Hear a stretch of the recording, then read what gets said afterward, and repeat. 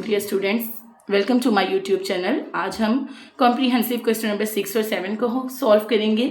So let's see question number 6। Prove that area under speed time graph is equal to the distance covered by an object. उन्होंने कहा है कि आप prove करें कि speed time graph का जो एरिया होता है वो हमेशा डिस्टेंस जितना बॉडी डिस्टेंस कवर करती है उसके इक्वल होता है।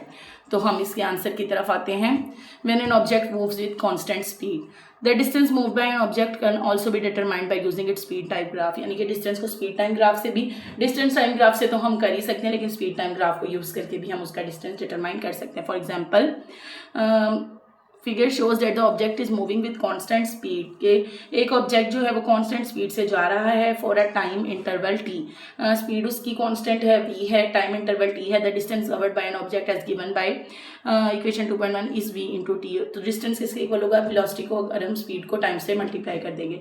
The distance can also be found by calculating the area under the speed time graph. इसके अलावा उन्होंने जो हमसे क्वेश्चन में पूछा है कि area under speed time graph से आप डिस्टेंस कैसे बता सकते हैं, ये हम उस पॉइंट पे आ गए कि इससे भी हम बता सकते हैं the area under the graph for time interval t is the area of a rectangular of sides t and v।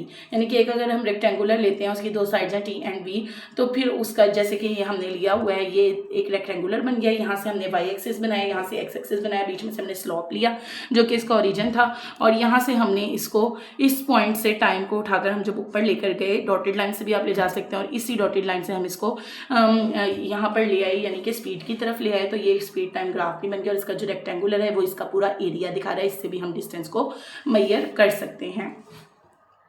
This area is show shaded in. ये एरिया जो है ये शेडेड कर दिया गया। ये देखें, एरिया शो करने के लिए मैंने इसको शेड कर दिया है। And is an equal to vxt। thus area under speed time graph up to the time axis is numerically equal to the distance covered by an object in time. यानी कि और डायग्राम आपने लाजमी बनानी है, डायग्राम से आपकी marking ज़्यादा हो जाएगी। और उन्होंने ये चीज़ ये क्लियर कर दी कि जो एरिया होता है स्पीड टाइम, जो एरिया होता है स्पीड टाइम ग्राफ के अंडर वो किसके इक्वल होता है? वो टाइम एक्सिस के इक्वल होता है, जो इसकी न्यूमेरिकल वैल्यू डिस्टेंस कवर्ड के बिल्कुल इक्वल होती है। When an object moves with uniform increasing speed. Now consider another example. अब आप एक और एग्जांपल देखें। उन्होंने बोला है here the speed of the object. वैसे अगर आप वहाँ तक भी कर लें तो ठीक है, लेकिन अगर आप बहुत ज़्यादा अपने क्वेश्चन को हाईफाई करना चाहते हैं तो आप ये भी ऐड कर लें। Here the speed of the object increases uniformly from 0 to v in time t। Time t के अंदर स्पीड बढ़ती जाती है, ओरिजिन o से जैसे जैसे टाइम बढ़ता जाता है वैसे वैसे स्पीड बढ़ती जाती है। तो एवरेज स्पीड जो है वो क्या हो गई? Average speed origin plus speed हमने की ओवर 2 कर दी, यानी 1/2v। Distance covered average speed x time, distance कितना? Half v multiplied by t cover हुआ। If we calculate the under area speed time graph, it is equal to the area of the right angle triangle show shaded in the. यानी कि जो हमने area shaded किया था वो फिर एक राइट एंगल ट्राइंगल की तरह बन गया, जिसका जो टी वाली साइड थी वो 90 एंगल की हो गई, और फिर जब हमने उसको स्लोप को ओ की तरफ शेड किया तो फिर वो एक राइट एंगल ट्राइंगल बन गई।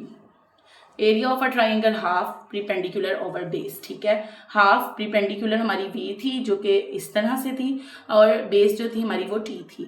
We see that this area is numerically equal to the distance covered by the object during the time interval to, therefore we can say that. अब हमने ये देखा है कि ये भी स्पीड के डिस्टेंस के इक्वल है। डिस्टेंस किसके इक्वल होता है? v मल्टीप्लाइड बाई t के। तो यानी कि ये एरिया और डिस्टेंस जो है वो एक दूसरे के इक्वल आ जाते हैं। तो हम इसलिए कह सकते हैं the area under the speed time graph up to the time axis is numerically equal to the distance covered by the object. Question number 7 देखेंगे। How equations of motions can be applied to bodies moving under the action of gravity। यानी कि उन्होंने कहा है equation of motion, जो body activity gravity के action के अंदर जो है वो मूव करी हैं, उन पे जो है मोशन कैसे एरिया उन बॉडीज़ पर मोशन की इक्वेशंस कैसे अप्लाई की जा सकती हैं। Important question. ओके, हम लिखेंगे while applying equation of motion the following assumption motion is always considered along a straight line। यानी कि जब किसी भी बॉडी पर इक्वेशन ऑफ मोशन यूज़ की जाती है तो एक चीज़ अजम्प्ट की जाती है कि मोशन जो है वो हमेशा एक स्ट्रेट लाइन में होता है। Only the magnitudes of vector quantity are used. Magnitudes जो होते हैं वो सिर्फ वेक्टर क्वांटिटी के यूज़ होते हैं। Acceleration is assume to be uniform. हम अज्यूम करते हैं कि एक्सीलरेशन उनकी यूनिफॉर्म है। The direction of initial velocity is taken as positive. Initial velocity की डायरेक्शन को भी पॉजिटिव लेते हैं। Other quantities which are in the direction of opposite, और जो ऑपोजिट डायरेक्शन में होती हैं जितनी भी quantities to the initial velocity are taken as negative, और जो ऑपोजिट में होती हैं उनको हम नेगेटिव वीडियोज़ इन्फॉर्मेटिव लगती हैं और लेक्चर्स समझ में आते हैं तो काइंडली मैम वरीशा को सब्सक्राइब करें और रोज़ाना डिटेल्ड लेक्चर्स अटेंड करें। Thank you.